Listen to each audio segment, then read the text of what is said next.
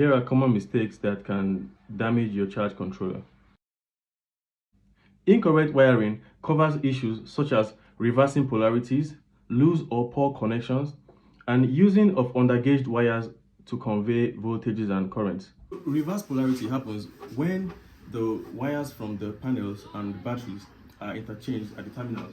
You happen to put the positive wire in the terminal meant for negative wire, and then put the negative wire in the terminal meant for the positive. That can cause a serious damage to the board of your charge controller. Double check the terminals and be sure that you are installing the wire, you're connecting the right cables from the panels and from the battery to the right terminals of the charge controller. Another case of incorrect wiring is loose or poor connections.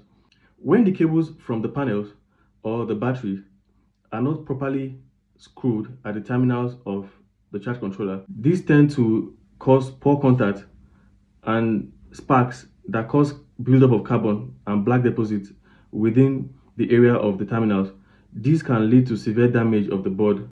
Make sure to screw the cables of your panels and the battery tightly at the terminals of your charge controller. Wires come in different gauges and size.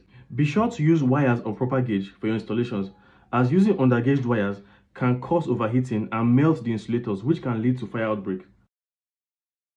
Most solar charge controllers comes with labels.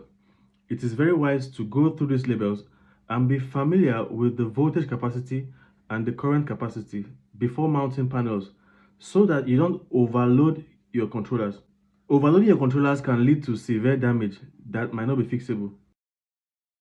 Another underrated factor that can damage your charge controller is the environment. The location where you're mounting your charge controller has a good ventilation, and there's minimal access of sunlight to cause it to overheat.